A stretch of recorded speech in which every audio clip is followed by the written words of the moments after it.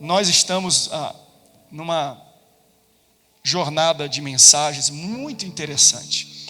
Você sabe que toda vez que a gente volta ao que é básico da nossa fé, Deus reaviva em nós algo que às vezes estava adormecido, parado. Toda vez que a gente toca em coisas basilares da fé cristã, a igreja ela tem uma tendência a voltar a se reavivar, a esquentar novamente, né? E eu creio que hoje é essa noite, Deus vai tocar no teu coração de alguma forma e vai mostrar para vocês algumas coisas basilares, mas que você vai sair daqui cheio do Espírito Santo, cheio da glória de Deus e da presença dEle. Nós estamos numa série de mensagens, Superando Limites. Qual a intenção? E você vê que tem os arcos da Olimpíada, que nós entraremos nas Olimpíadas. Esse mês tem a Olimpíada em Paris, e todos os atletas que estão lá, eles não estão lá por brincadeira. Eu mencionei aqui no último domingo, o maior medalhista olímpico, Michael Phelps, 21 ou 23 medalhas olímpicas, nadador americano. Ele falou que para a Olimpíada se não me engano, do Rio de Janeiro, onde ele ganhou a maioria das medalhas numa só Olimpíada, bateu esse recorde também, ele falou, eu fiquei 3 anos sem faltar um dia de treino. Sabe o que você faz a matemática? Mais de 1000 dias. Ele falou, meu aniversário, eu caía na piscina. Dia das Mães, caía na piscina. Natal, Ano Novo, eu caía na piscina. Então, se você quer superar limites, se você quer ser uma pessoa que alcança coisas que ninguém alcançou, você vai ter que fazer hábitos e disciplinas diárias que ninguém fez. Veja, para ele ser o nadador mais rápido do mundo, ele não pode faltar nenhum dia de treino. Todo dia ele tem que cair na água. Todo dia ele tem que estar naquele ambiente. Para poder chegar onde ninguém chegou, ele tem que, nas suas disciplinas diárias, fazer o que ninguém fez. Eu não vou ministrar isso aqui hoje, não é para o domingo que vem aqui para a igreja local, mas é o que aconteceu com Jesus, né? Jesus, ele orava toda a madrugada, e depois que ele orou, ele chegou, multiplicou os pães e os peixes e falou para os discípulos, atravessem, que a gente se encontra amanhã do outro lado. E eles foram, teve uma tempestade, Jesus veio andando sobre as águas. Jesus falou assim, eu vou orar, vou ficar um tempo com o Pai, pode ir embora. Eles foram, Jesus foi orar. No meio da madrugada, Jesus encontra com eles andando por sobre as águas. Jesus alcança eles. Eles começaram 3, 4, 5 horas antes de Jesus navegando. Mas quem ora, alcança lugares mais rápido do que os outros. Chega em lugares sem fazer, não vou dizer que sem fazer todo esforço, porque quem olhava falava, olha, estão remando, se esforçando, Jesus vem andando tranquilamente sobre as águas. Só que quando a gente vê alguém andando em bênção, a gente não sabe o que aquela pessoa fez para chegar naquilo. Tanto que Pedro fala, vamos andar por sobre as águas contigo, e começa a andar e depois afunda. Pedro quer fazer no público o que Jesus está fazendo, mas sem fazer no privado o que Jesus fez. Né? Então às vezes a gente vê gente tendo resultado publicamente, todo mundo vê, uau, o que ele fez? Provavelmente ele fez alguma coisa que a gente não fez no privado. Geralmente é assim, quando a gente se esforça muito no privado, a gente é reconhecido publicamente. Muita gente quer só ser reconhecido publicamente. Eu já estou pregando o que eu estou pregando domingo, mas eu vou voltar atrás, tá? Porque nos domingos aqui eu estou falando sobre uma disciplina, e é sobre isso a nossa série de mensagens. Disciplinas espirituais. Quais são elas? Eu estou desafiando a nossa igreja. Por exemplo, nós fizemos um e-book digital, onde a gente começa a falar um pouco sobre isso, além das ministrações. Então tem aqui o e-book, é só você baixar o aplicativo, vai lá na loja que você tem do seu aplicativo e coloca Assembleia de Deus Missão, Assembleia de Deus São José dos Campos, e você está aqui, depois no final eu vou pedir para vocês colocarem, tá? Isso aqui, e vocês vão baixar o aplicativo. No aplicativo você tem leitura bíblica, você tem playlist musical e você tem um e-book que vai te ajudar, né, a guiar um pouco nessa caminhada dessa série de mensagens que nós estamos entrando. E aqui na igreja, nas ministrações, nós vamos abordar 4 disciplinas espirituais. Além de abordar e ensinar a igreja, nós vamos desafiar a igreja. Eu tenho desafiado o Templo Sede nisso, em 4 desafios. O primeiro, superando limites na leitura bíblica. É base lá da fé cristã. Eu preciso ler a Bíblia. Por quê? Para parar com aquela história de, pastor, por que Deus não está falando? Porque a tua Bíblia está fechada. Quando você abre a Bíblia, Deus abre a boca. Simples. Pega a tua Bíblia, começa a ler ela e Deus vai falar contigo, porque a Bíblia é a... Quer ouvir Deus falando? Lê a Bíblia. Então, olha o desafio que eu estou dando para a igreja local. 2 capítulos por dia na primeira semana, segunda. Claro que nós já estamos na segunda semana. Se você, na sua igreja, quer entrar hoje, começa no primeiro. Pastor, eu já tenho o hábito de ler 2 capítulos por dia. Então, supera. Adiciona isso aqui em cima do que você já faz. Ok? Tem que superar limite, independente de onde você estiver. Se você está começando a caminhada, ou você já está no meio dessa caminhada, já tem um hábito, melhore o seu hábito. Se desafie a fazer mais na leitura bíblica. Segundo, Nós vamos ler Evangelhos e Atos, tá? Se você quiser também acompanhar, superando limites na comunhão. Ou seja, quantos cultos você vai na semana? Adicione mais um. Simples assim. Se você só vai domingo de manhã na EBD. Eu vou domingo de manhã e à noite, pastor. Então vem na terça-feira, vai lá na sua igreja local na quarta, vai na sexta-feira, vai em um culto a mais. Tá bom? Tem que superar esse limite, inclusive é sobre isso que eu vou ministrar hoje, sobre esse ponto, sobre a comunhão. Ok? Próximo desafio, superando limites na generosidade, maior dízimo, maior oferta que você já deu. Maior desapego de casaco no frio, que a gente está fazendo uma obra social aqui na igreja, ou também todos os cultos de Santa Ceia, e fora também de cultos, né? Nós temos pessoas que ajudam com cestas básicas e alimentos, para que a gente continue fazendo a obra social da nossa igreja. Você vai ter que bater esse recorde nesse mês. Faça algo que você nunca fez.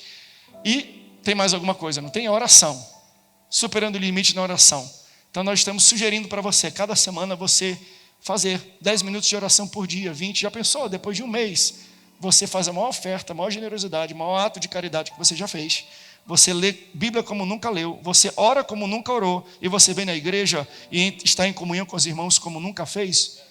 Não tem como você ficar da mesma forma. Não tem como você acabar esse desafio sendo a mesma pessoa. Deus fará grandes coisas na tua vida. Então nós desafiamos e estamos ensinando domingo, e eu tenho falado aos domingos aqui sobre oração. Hoje eu não vou falar sobre oração. Hoje eu vou falar sobre comunhão. Qual é o poder da comunhão? O que acontece no meio? Pastor, por que eu tenho que estar mais na igreja e mais em comunhão com os irmãos, num local de comunhão? Porque existe algo diferente nos locais de comunhão. E eu quero, baseado na Bíblia, ler com você João capítulo 9, versículo 1 a 7, primeiro texto. João 9, 1 a 7, diz assim, ó. Ao passar, Jesus viu um cego de nascença. Seus discípulos lhe perguntaram: Mestre, quem pecou, este homem ou seus pais, para que ele nascesse cego? Disse Jesus: nem ele, nem seus pais pecaram, mas isso aconteceu para que a obra de Deus se manifestasse na vida dele. Enquanto é dia, precisamos realizar a obra daquele que me enviou. A noite se aproxima, quando ninguém pode trabalhar. Enquanto eu estou no mundo, sou a luz do mundo. Tendo dito isso, ele cuspiu no chão, misturou terra com saliva e aplicou e jogou aos olhos do homem. Então lhe disse: vá lavar-se no tanque de Siloé, que significa enviado. O homem foi, lavou-se e voltou enxergando. Provérbios capítulo 14, versículo 4, para a gente entender e aplicar nesse conceito. Provérbios 14, 4 diz assim: onde não há bois, o celeiro fica vazio, mas é pela força do boi que vem abundância de colheita, ou vem uma grande colheita. Vou repetir, é um texto que ninguém sabe que está na Bíblia, é um texto esquisito da Bíblia. Por isso que eu gosto de ler histórias e depois pegar um conceito e aplicar. Olha o que o texto fala: onde não há bois, o celeiro fica vazio. Em outra versão fala: o celeiro fica limpo, que é um celeiro bonito, cheiroso, perfeito, limpo. Esse é um celeiro que não tem boi. Então está vazio, mas é pela força do boi que você tem uma grande colheita e abundância de colheita. Se você ama a palavra de Deus, diga bem alto: eu amo a Bíblia. Eu falei para vocês, hoje eu quero me ater à disciplina das 4 que nós estamos desafiando a igreja, e nós temos que trazer clareza para a igreja, né? Porque essa igreja é uma igreja bem ensinada, essa é uma igreja que conhece a palavra. A nossa fé não é só uma fé emocional, mas é uma fé bem informada. Não tem nada errado, eu falo para as pessoas em ser emocional, porque nós somos seres emocionais. Eu sempre falo, quando alguém vai debater sobre o pentecostalismo, porque o pessoal da Assembleia, o pessoal pentecostal vai, pula, canta, fala em língua, sai correndo. Aquilo não é obra do Espírito Santo não, aquilo é obra da emoção. Sabe qual é a minha resposta? É verdade, é obra da emoção. Porque nós somos um ser emocional, mas você vai ter que entender que isso é uma resposta emocional a uma ação sobrenatural. Então a ação é do Espírito Santo e a resposta é do homem. Então eu não posso falar mal daquilo que o Espírito Santo faz na vida da pessoa e nem como uma pessoa reage, senão eu vou me tornar Mical. Lembra que Mical viu Davi dançando ao redor da presença da arca e falou mal e o julgou e ela se tornou infrutífera? Porque ela não sabia qual a experiência que ele tinha na vida com o Espírito Santo. Então, cada um de nós temos uma experiência diferente com o Espírito Santo. E a forma como nós vamos reagir à ação do Espírito Santo, para mim é de cada um. Eu respeito muito a reação que cada pessoa tem com a ação do Espírito Santo. Então, quando eu corro, aquilo não é a ação do Espírito Santo, é reação à ação do Espírito Santo na minha vida. Porque antes ele corria da polícia, agora ele corre na presença do Senhor, né? Porque antes ele caía com tiro de bala, hoje ele cai na presença do Senhor. Não venha julgar a ação da pessoa, porque você não sabe qual é o passado da pessoa. Aleluia, não sei nem porque eu estou falando disso, mas acho que hoje alguém entrou só para ouvir essa palavra. Só, e tem nada a ver com a minha ministração, mas hoje alguém entrou para ouvir essa palavra. Tem nada a ver com isso aqui, nada a ver. Aí Deus colocou no meu coração. Então, mas deixa eu voltar aqui. Eu quero falar sobre ambientes de comunhão. Por quê, pastor? Estar em comunhão com os irmãos é necessário. Porque esse ambiente nos proporciona coisa que outros ambientes não conseguem proporcionar. Quando eu digo, ele nos proporciona coisas que outros não conseguem, eu não estou dizendo que aqui é melhor. Porque as pessoas vão falar, o pastor está falando que a comunhão na igreja é melhor do que a comunhão na casa. Uma pessoa me perguntou na última semana, pastor, tem alguma coisa em especial no monte? Eu falei, nenhuma. Então o monte não é melhor? Eu falei, nunca foi melhor, mas é diferente. Diferente não quer dizer melhor ou pior. Porque quando alguém vai para o monte, ele vai predisposto a buscar, como ele não consegue buscar na casa dele. Ele já vai preparado no seu espírito, ele não tem nada que o chama a atenção, porque às vezes até na igreja, eu estou aqui, aí pisca um nome de uma criança ali, alguma criança chama a atenção de algumas pessoas. Quando eu estou no monte, é eu e Deus. É melhor do que orar na minha casa? Não. Mas é diferente. Então o que eu quero provar, não apenas provar, mas apresentar para você que ambientes de comunhão são diferentes. E quando nós temos comunhão na casa do Senhor, na igreja, para mim isso aqui é diferente. Lembra? Por exemplo, Tomé, depois que Jesus morreu e ressuscitou, ele foi fazer não sei o quê. Aí Jesus apareceu na casa onde todos estavam em comunhão. Quando Tomé volta para casa, ele está em luto e está todo mundo feliz. Ele está chorando por alguém que está vivo.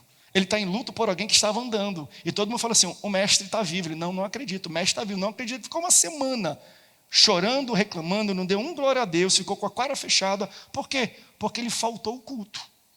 Porque ele não estava no momento que Jesus se apresentou naquele local. Depois Jesus vai falar assim, vai para aquele local, vai para o cenáculo, até vocês receberem poder. Quando o poder desceu sobre todos que estavam naquele ambiente. Então, quando nós estamos com o mesmo propósito, em comunhão, em um ambiente proposital, a presença do Espírito Santo será inevitável. Inevitável. Por exemplo, isso eu ministrei domingo aqui, eu falei de um aleijado de nascença que todo dia ia para a Porta Formosa na entrada do templo.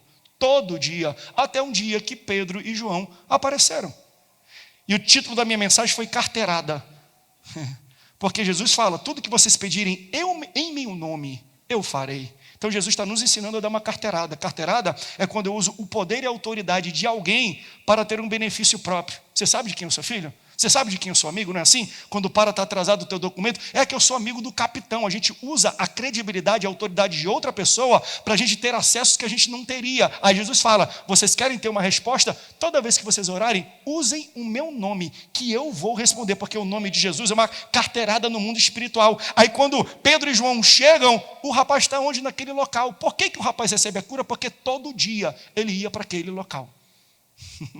Se naquele dia ele não estivesse, ele não receberia. Quem sabe hoje que você veio aqui e você se determinou a estar na igreja, o teu Pedro e o teu João já estão aqui. Quem sabe no final do culto eles vão orar com mão dada contigo, eles vão te dar uma paz do Senhor e você vai receber aquilo que você veio buscar da parte do Senhor aqui.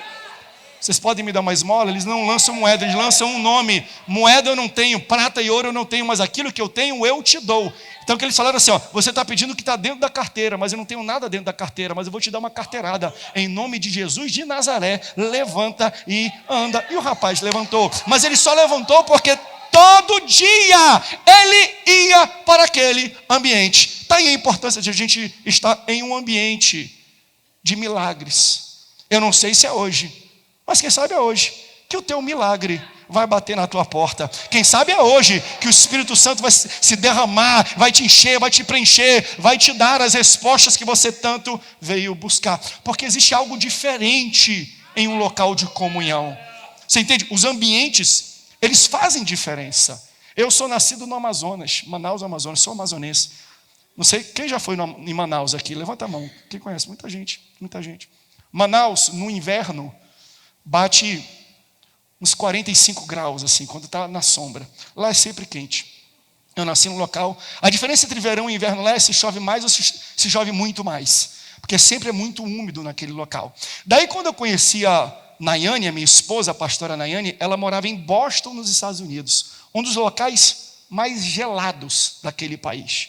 E eu lembro uma vez, ainda, acho que eu já estava noivo dela, fui visitá-la lá no inverno. Então eu saí, na época eu já morava no Rio de Janeiro, que não é também o local mais friozinho do planeta. E eu saí do Rio de Janeiro no momento de fim de ano, que é justamente o verão lá, alto verão, só que lá em Boston é alto inverno. Então eu saí de 42 graus, 40 graus, e eu peguei a temperatura mais gelada da minha vida, menos 25. Pensa num negócio, as pessoas falam assim, porque o inferno é quente, vai arder. É melhor ser quente do que, se for um inferno frio, eu não quero não. Pensa num negócio horroroso, é o frio. Eu prefiro o calor do que o frio. Quem está comigo nisso? Eu prefiro o calor do que o frio. Falei, Senhor, eu não vou para o inferno, nem quero ir, mas se falar assim, o inferno é gelado, aí que eu vou orar e pedir para Deus libertar, tirar os meus pecados. Pensa no negócio ruim, é frio. Sabe por que é ruim frio? Eu fui lá, eu falei assim, eu vou no banheiro. Toda a casa é aquecida lá, é um pouco diferente, menos o banheiro, por questões de segurança, porque tem água. Então você entra no banheiro, para você entender, menos 25, o que você se depara? Você abre, quando você levanta a tampa do vaso para usar o vaso, independente se é 1 ou 2, você olha, a água do vaso está congelada. Aí você fala assim, rapaz, como é que vai ser essa tecnologia aqui? Não, deixa eu piorar isso aqui. Aí, não, ok, você dá um jeito lá, né? Gente, me empresta aí. Estou precisando tomar um chá quente no banheiro. Esquenta uma água aí rapidinho para eu jogar aqui e tomar aqui dentro do banheiro. Aí você resolve o problema lá, você se arruma. Vamos sair, vamos. Você entra no carro, porque geralmente lá as casas eles estacionam fora, né? Nos condomínios. Poucas pessoas colocam o carro dentro de garagem naquele local. Aí você vai para o carro. Às vezes você tem que estar longe, vai de edredom, porque, gente, é gelado demais. Aí quando você entra no carro, você bota a chave da partida, não liga, porque a gasolina congela dentro do motor. Estou falando frio, desesperador. Aí eu tive uma experiência interessante. A gente ia sair para o shopping, comprei uma garrafinha de água. Na volta, estacionamos. Eu estava bebendo, a garrafinha de água ficou dentro do carro. Fomos, dormimos, no outro dia, vamos sair, vamos tomar café da manhã. Eu entrei. Quando eu entrei no carro no outro dia, você acredita que dentro do carro, a garrafa de água virou gelo? Dentro do carro. Por que eu estou dizendo isso? E me veio na mente isso. Porque quando a gente deixa algo, tempo bastante, em uma atmosfera que tem algumas características, a atmosfera, o ambiente vai exercer naquelas pessoas ou naqueles itens, naqueles objetos que estão dentro dela, a atmosfera, o ambiente vai exercer nelas características que elas têm. Então se está muito frio, eu vou fazer a água ficar fria. Se está extremamente frio, então a atmosfera vai fazer com que aquilo que tem ali dentro congele, porque o poder do ambiente faz isso. Quando uma pessoa fica tempo bastante dentro de uma igreja, pastor, olha, eu não sei se é hoje o culto, eu vou levar naquele irmão da libertação, naquele irmão da revelação. Eu acho que é bom você tentar levar em cultos específicos, mas deixa eu falar uma coisa, se você conseguir levar um irmão da sua igreja que não gosta de Jesus, e ele se sentar tempo bastante nessa cadeira, não tem como ele sentar tempo oculto bastante nessa cadeira e não ser transformado, não pela palavra do pastor, mas pela atmosfera de glória que existe dentro da igreja. Existe um poder de glória em ambientes onde as pessoas estão em comunhão, ou seja, a característica do ambiente, ela vai influenciar aquilo que está inserido nela. Quantos podem profetizar isso sobre a tua casa, sobre a tua família? Eu te desafio. Esse desafio de vir mais para a igreja não é apenas para você. Traga alguém que não crê em Jesus. Tenta falar: Senhor, me dá estratégias. Ele vai vir 1 culto, 2 cultos, 3 cultos, no terceiro culto, alguma coisa já vai começar a mudar. Fala a verdade. Me veio em mente enquanto eu estava falando, eu sei que não foi o Espírito Santo que me trouxe isso em mente, não. Foi a minha cabeça de internet mesmo. Sabe aqueles memes? Primeiro dia na Assembleia de Deus, graça e paz. Segundo dia na Assembleia de Deus, a paz do Senhor, irmão. Terceiro dia na Assembleia de Deus, xarabababacê. Você está entendendo? O ambiente vai transformando, não é meme, é revelação do Espírito Santo, isso aqui mesmo. Quanto mais a pessoa está aqui, mais o ambiente vai exercer uma influência sobre ela, e não tem como ambiente de comunhão não exercer sobre a pessoa isso. Quer ver? Agora é o Espírito Santo mesmo. Jesus está lavando os pés dos discípulos na ceia, o último momento de comunhão com os seus discípulos. Daí tem uma hora que ele vai pegar o pão e fala assim: aquele que está alcançando um bocado junto comigo vai me trair. Pensa num climão. Será que sou eu? Será que aquele ajuda? Não sei o quê. Aí o texto fala que Jesus se levanta para mudar de roupa e lavar os pés dos discípulos. Aí Judas se levanta no mesmo momento. Só que ele não se levanta para lavar os pés, ele se levanta para trair. Ele sai do local. Jesus troca a roupa, lava os pés dos discípulos, ensina os discípulos, fala: vocês têm que servir um ao outro, vocês têm que respeitar um ao outro, vocês têm que ter comunhão um com o outro. Esse é o ensino de Jesus, quando Jesus está limpando e lavando os pés dos discípulos. Depois disso, o que Jesus faz? Ele coloca a outra roupa de volta e senta e continua a se alimentar. Mas cadê Judas? Judas, quando se levanta, ele vai embora, ele não volta mais. Porque onde tem ambiente de comunhão, a rebeldia e a traição tem que ir embora. Não tem. Se você está num ambiente de comunhão como esse dessa igreja, traz aqui, coloca. Eu tenho certeza que assim como aquele frio tornou a água gelo, e entenda, isso aqui é maravilhoso, meu Deus, obrigado Espírito Santo, porque você bota aquela água, então a água ela serve para matar a sede. Ela tem esta finalidade. Mas depois de ela estar no ambiente, o ambiente exercer nela as suas características, ela se torna gelo. Gelo não mata a sede. O que gelo faz? Gelo esfria águas que são quentes. Então, quando eu recebo do ambiente uma característica, eu me torno agora propagador disso. Ai, meu Deus do céu. Então, se eu me torno gelo, onde eu vou fica gelado. Na água que eu entro, eu gelo. Então, se eu sou cheio do Espírito Santo, eu volto para a minha casa vai ser cheia do Espírito Santo. Se eu recebo cura em um ambiente, eu vou para o colégio, e lá os meus amigos vão receber a cura que eu recebi. Então, quando você está nesse ambiente, você não apenas recebe do Espírito Santo, mas você se torna parecido com Ele, porque as características dele estão em você. Então, quando nós estamos em um ambiente de comunhão, nós somos para os outros aquilo que Deus é para a gente. Aleluia. Tem alguém que pode glorificar a Deus? Eu sinto o Espírito Santo de uma maneira diferente aqui nessa noite. A presença dele já está aqui, e quem sabe ele vai fazer isso na tua vida. O ambiente é poderoso. Isso não é só um discurso do pastor André, é uma narrativa bíblica. Toda vez, se você vai para o Gênesis, você percebe, na criação, Deus prioriza o ambiente. Os 3 primeiros dias de criação, Deus não cria seres viventes e habitantes, Deus cria ambientes.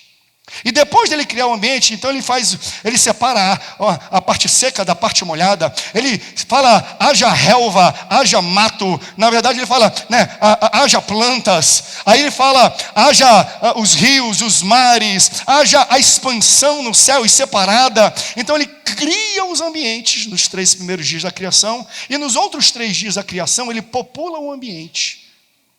Então ele prioriza ambiente, porque ambientes importam. Mas na hora dele criar os habitantes desse ambiente, ele não enumera. Ele não fala assim, haja para o mar, haja jaraqui. Vocês nem sabem o que é jaraqui, né? Haja tubarão, haja golfinho, haja tucunaré, haja, meu Deus, pescada amarela, filhotes. Senhor, eu estou ficando salivando já aqui, para, Senhor. Ele não sai, haja crocodilo. Não. Deus não cita os animais. Sabe o que ele fala? Mar, produzam os seus peixes conforme a sua espécie. Porque quando ele cria um ambiente, ele coloca no ambiente o potencial de replicação e reprodução. Então, quando ele fala para o ambiente que ele cria, ele apenas extrai a força e o potencial desse ambiente. Ele não fala para o mato, haja açaí, embora eu acho que ele deveria ter falado, porque só Deus pode fazer um negócio como esse. Mas ele fala, haja açaí, haja jabuticaba, haja fruta do conde, haja melancia, haja maracujá. Não, ele fala assim, ei, relva, ei, mato, produzem os seus frutos e as suas árvores conforme a sua espécie. Ele olha para a expansão, ele fala, produzam os seus grandes luminares. E o ambiente é que produz, porque dentro do ambiente tem o potencial de reprodução. E a palavra de Deus só vai arrancar do ambiente o potencial que ele colocou naquele local. Mas veja, o mais bonito disso é que, quando ele foi nos criar, ele não falou para a terra, não falou para o céu e nem falou para o mar. Na hora de fazer a mim e a você, ele olhou para si. Façamos um homem a nossa imagem e semelhança. Por que esse ambiente aqui, ele é diferente dos outros? Porque aqui é onde está a habitação e a palavra, e a revelação. Não estou falando que na sua casa não tem. Leve para a sua casa, tem que ter lá, mas isso aqui é um local separado apenas para isso. Todo culto, o Espírito Santo se move aqui nesse local. Por que as pessoas se sentem tão bem aqui? Bem, tira um peixe d'água para ver se ele sobrevive. Ele morre. Pega um macaco e bota debaixo d'água, ele morre. Pega um pássaro e coloca o pássaro debaixo d'água, ele morre. Por quê? Porque ele está fora do seu ambiente. A mesma coisa com o homem, quando ele está longe de Deus, ele está fora do ambiente ao qual ele foi criado. Então, quando as pessoas entram aqui nesse local, ela fala, eu sinto uma paz. Está diferente aqui nesse local, porque você está num ambiente de onde você nunca deveria ter saído. Você foi feito em Deus, e quando você está aqui, você está permeado pela presença de Deus. Aleluia! Fala para a pessoa, volta para a casa do Senhor se você está longe. Tem que falar para alguém, porque a gente não sobrevive longe do ambiente ao qual nós fomos criados. Você não sobrevive longe do ambiente ao qual você foi criado. Você não veio do macaco. Tampouco, você não veio do romance do seu papai e da sua mamãe. Antes de você estar no ventre da tua mãe, eu te formei, eu te escolhi como profeta das nações. Você entende isso? Por que as pessoas não funcionam bem longe da presença do Senhor? Pelo mesmo fato e fator que um peixe não vive longe da água, porque nós estamos fora do nosso ambiente. Ambientes importam. Comunhão com Deus na igreja importa. Ele é determinante. Então, por que eu digo isso? Porque eu preciso falar deste ambiente de comunhão, chamado igreja. Tem pessoas, e hoje nós vivemos num tempo que nós temos um índice de desigrejados, ou seja, pessoas que foram para ambientes de adoração, de comunhão, mas esses ambientes foram responsáveis de machucar e ferir as pessoas. E muitas vezes eles entendem que, pastor, eu não vou voltar mais para a igreja, porque eu fui ferido lá. Eu não quero mais nada com Deus, porque eu fui machucado naquele local.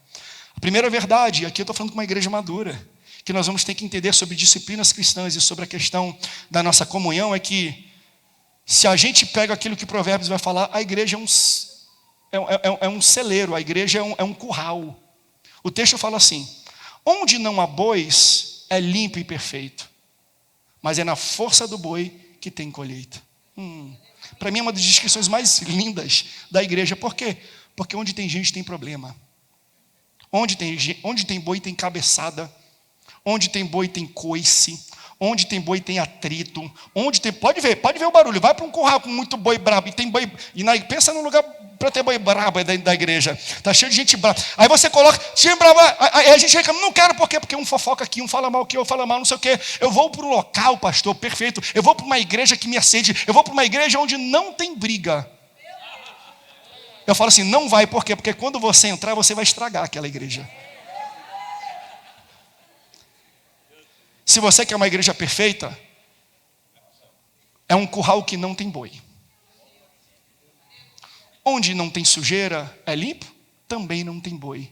Mas a gente vai ter que entender, é pela força do boi, é pelo trabalho do boi, é pelo esforço do boi que tem colheita. Então, quando Deus quer fazer alguma coisa, tem que ter gente. Ah, pastor, mas ele é cabeça dura, mas ele é gente. Vamos amolecer essa cabeça um pouquinho. Vamos chegar a uma margem. Vamos ter paz. Vamos perdoar uns aos outros. Ambientes de comunhão não são ambientes perfeitos, mas são ambientes de pessoas que perdoam umas às outras, porque o dia da colheita vai chegar e o Senhor vai querer bois, vai querer gente, vai querer uma igreja forte, animada, cheia de fé, cheia de energia. Vai ter colheita, você não pode ficar fora dela. Mas Deus não vai correr. Quando chegar o dia da colheita, não vai ser mais aquela, vou atrás daquela uma ovelha. Não, esse estágio já passou. Ele vai atrás dos currais. Cadê minha igreja? Cadê meu povo? Cadê a comunhão? Eu falo isso para as pessoas. Você aprende tanto com a pregação do pastor, quanto com a comunhão do irmão. Porque se fosse só a pregação que ensinasse e te discipulasse, você ficaria em casa vendo culto online. Mas você não tem ideia.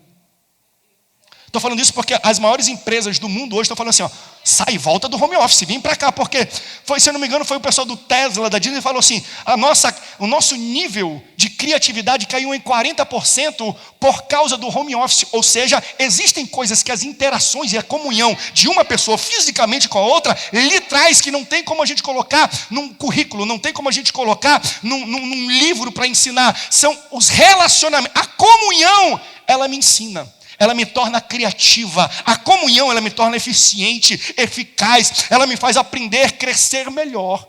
Uma pessoa que convive com mais pessoas tem mais simpatia com o próximo porque convive com a dificuldade do próximo. A pessoa entende melhor. Por exemplo, eu tenho uma filha autista. A nossa igreja aqui sede, se levanta uma criança, grita, pula aqui, os pais nem olham mais. Por quê? Porque a nossa comunhão já nos fez aceitar pessoas atípicas. Então a gente tem um aprendizado não só com o que a gente fala, mas para o ambiente onde nós estamos. Aleluia, aleluia, glória a Deus. Louvado seja Deus. Então, irmãos, existe algo poderoso no ambiente. Agora que você entendeu a força do ambiente, a força do local da comunhão, olha o que acontece no texto que nós lemos. Ao passar Jesus, viu um cego de nascença. Os discípulos perguntaram quem foi que pecou. Estava precisando conviver um pouco mais. Falou, ninguém. Isso aconteceu para que a glória de Deus fosse manifestada na vida deles.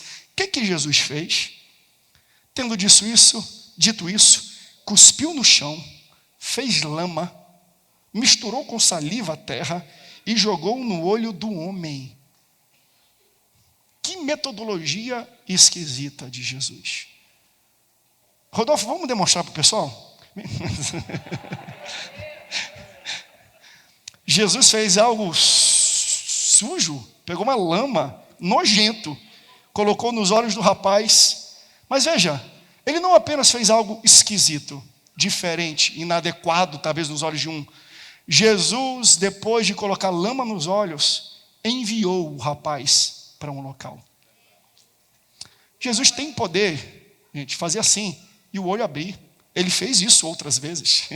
Outras vezes ele fez, abre o olho, outras vezes ele tocou na cabeça, outras vezes ele cuspiu na... Veja, o que Jesus mais fez quase foi curar cego, porque era um tempo que tinha muita gente, esse aqui já é de nascença, então não é algo que foi adquirido, mas lá por causa do deserto era muito seco, não tinha tecnologia de oftalmologia como nós temos hoje, então muita gente ficava com problemas, não tinha como curar catarata e outros problemas de vista, então isso era muito recorrente no tempo de Jesus. Eu tenho certeza que assim como também diz a palavra de Deus lá em João, olha, isso aqui são alguns dos milagres citados, porque se fosse para citar tudo aquilo que Jesus fez, meu Deus do céu, ia ser um livro com milhões de páginas. O que Jesus mais fez talvez foi curar cego, pela recorrência que tinha no seu tempo.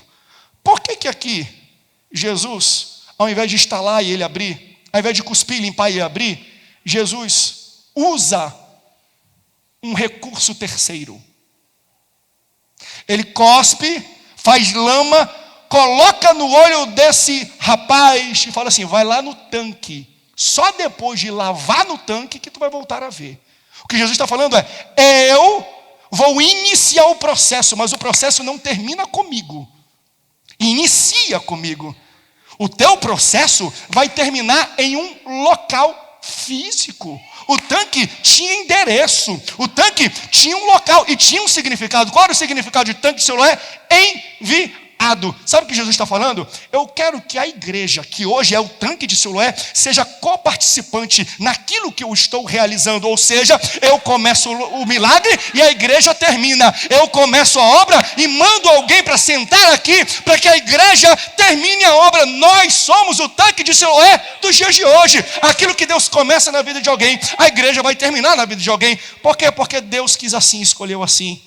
Dá para perceber? É aquilo que o apóstolo Paulo vai falar em 1 Coríntios 3,9, porque nós somos cooperadores com Cristo em Deus, ou com Deus, ou seja, aquilo que Deus está fazendo, Ele me convida e fala, tu quer participar daquilo que eu estou realizando? Se você estiver disposto, eu vou começar a fazer coisas na vida de alguém, e eu vou enviar até vocês, e vocês terão a responsabilidade de terminar aquilo que eu iniciei na vida de alguém. Eu não sei se você pode, talvez, ver na tua vida isso acontecendo.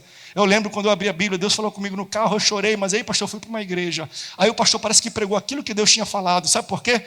Porque ele te levou para o tanque de Siloé. E o tanque de Siloé começou aquilo que Deus terminou aquilo que Deus começou na sua vida. Deus escolheu a sua igreja local. A igreja de Cristo na terra é o tanque de Siloé. É um ambiente específico onde Deus fala, vocês vão terminar o que eu comecei. Vocês vão completar aquilo que eu iniciei, porque eu quis assim. Por qual outra razão? Ele tem poder para fazer se ele quiser, mas ele quis incluir a mim e a você naquilo que ele está realizando. Deixa eu falar, coloca isso na sua oração. Quem é membro da nossa igreja aqui, sempre vai ouvir eu nas minhas orações aqui públicas, falar isso. Senhor, se tu procuras em São José dos Campos, se tu procuras no Brasil uma igreja, um povo, para fazer a tua obra crescer, para abençoar, para investir, encontra no nosso coração, encontra boa mordomia na nossa vida, encontra na nossa bolsa bancária, no nosso bolso, Senhor, todos os espaços e um terreno fértil, e deposita as tuas riquezas. O que eu estou falando é, Senhor, não nos deixe fora daquilo que tu estás realizando na nossa cidade. Se tu precisa de uma igreja para trabalhar junto contigo naquilo que tu quer, não porque tu precisas, mas porque tu escolheu. Deus escolheu a você e a mim. Deus escolheu a nossa igreja. E a gente dá aleluia e glória a Deus. Mas deixa eu agora dar uma cajadada e apertar um pouco você. Mas qual é o grande problema? É que quem entra na igreja, nessa ótica, é gente que tem olho sujo. Tem gente que entra na igreja com boca suja. Tem gente que entra na igreja com a vida suja. Tem gente que chega na igreja com o passado sujo. Tem gente que entra na igreja com a cabeça suja. Como é que você vai ajudar essa pessoa? Nós somos um tanque que aplicamos água para terminar o que Deus começou, ou nós expulsamos falando, gente suja não entra aqui, então você não é igreja, porque Ele manda para a igreja para eles terminarem o que começou. Se a gente não estar apto a receber quem é sujo na boca, na cabeça, na língua, na vida pregressa, nós não somos tanque. Porque vamos falar a verdade? Vamos falar a verdade, gente. Pode isso, vem comigo. Vamos falar a verdade? Se nós não estamos aptos a oferecer essa água porque a pessoa é suja demais, onde é que essa pessoa vai se limpar? Meu irmão, e eu não estou falando mal, eu sou assembleiano desde nascença, 4ª geração de Assembleia de Deus. Eu sou do tempo dos leão de chácara na frente da igreja, não pode entrar vestido assim não. E não estou falando contra a liturgia, o nosso jeito de pensar na Assembleia de Deus, não é sobre isso não. Mas estou falando que conforme a gente vai recebendo a revelação de Deus, a gente vai entendendo melhor as coisas. Ele mandou alguém com olho sujo. A gente está disposto. E eu digo isso, gente, não é só em conceito de, pecador, está sujo, não é só assim não. Eu preciso falar isso. Isso acontece até aqui na sede, mas acontece muito em congregações, eu converso muito com os pastores. Sabe quais são, às vezes, os grandes problemas de embate, de atrito entre membros? Não, pastor, aquele é o meu lugar. Estou sentado naquela cadeira.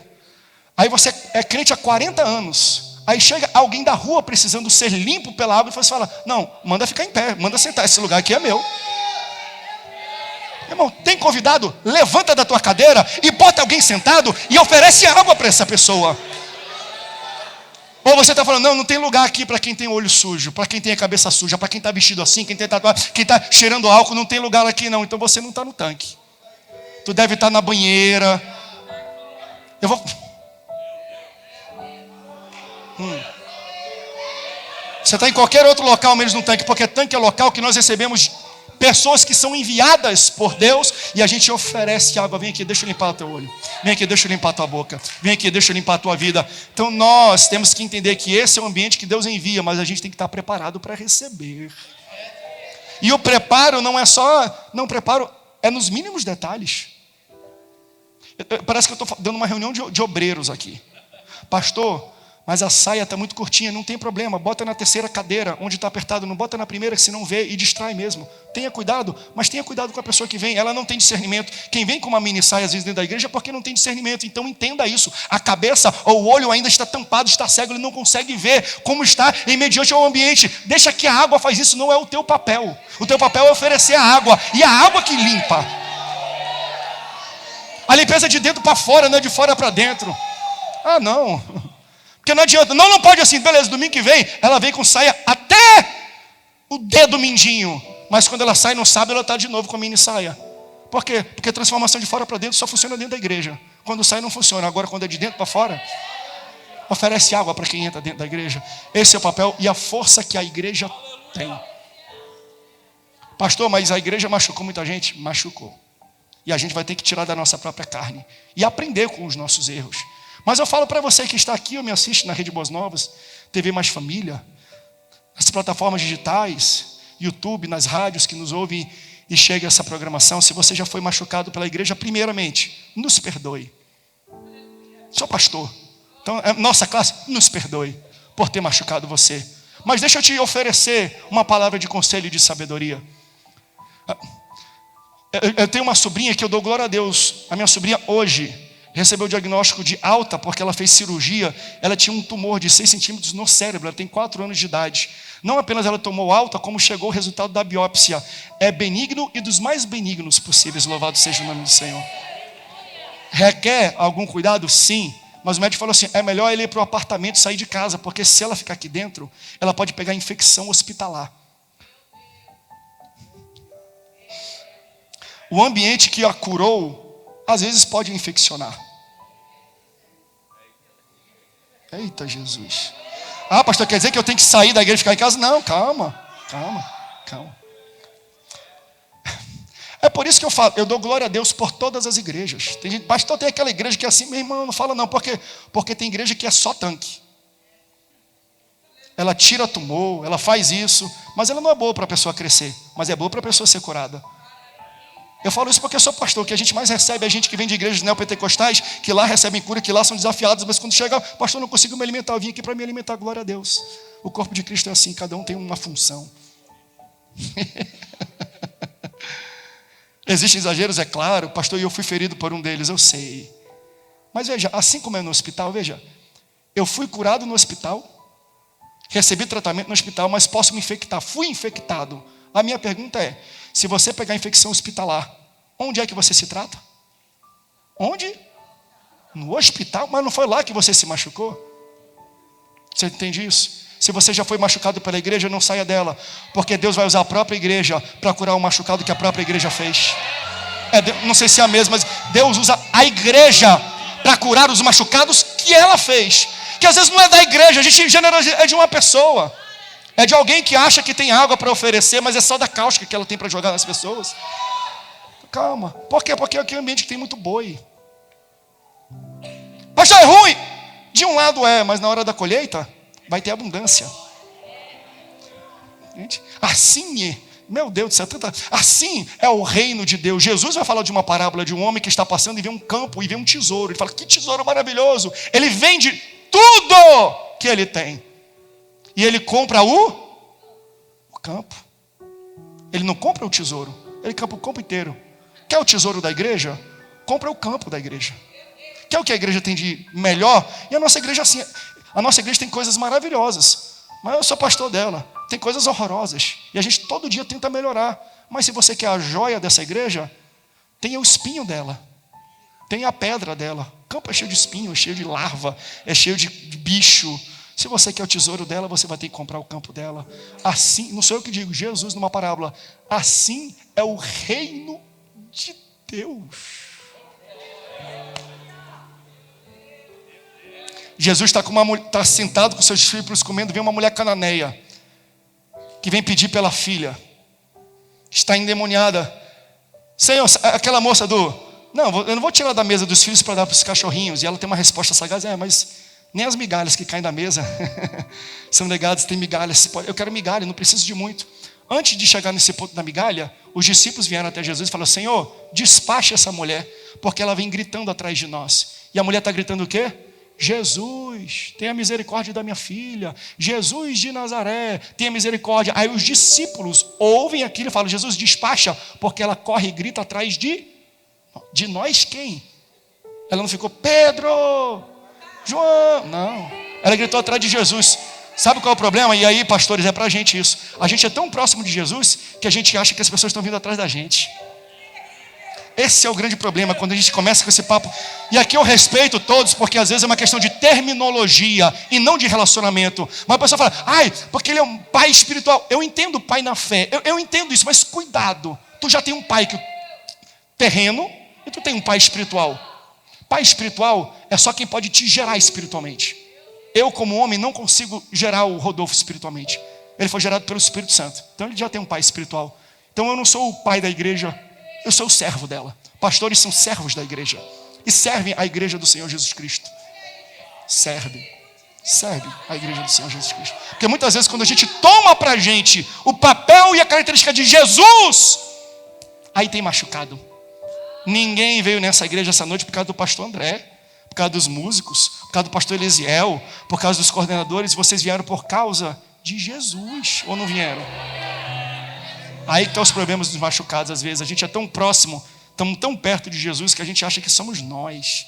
Tem nada a ver com a gente. Vai lá no tanque de Siloé. Aí chega lá, alguém oferece água, ele pega a água que tem no tanque, se limpa e vê. Qual é o nome do tanque? Enviado. Por quê? Porque o ambiente faz isso. O ambiente, ele muda a característica da pessoa para transformar a função dela. Assim como a característica da água tem como função matar a sede, quando o ambiente torna gelo, não é mais matar a sede, mas é influenciar outros ambientes. Então, quando ele recebe a cura, ele se torna agora um enviado, ou seja, aquilo que você recebeu e aquilo que você se tornou, comece a propagar, que os outros se tornarão também. Eu recebo a influência e depois eu propago a influência.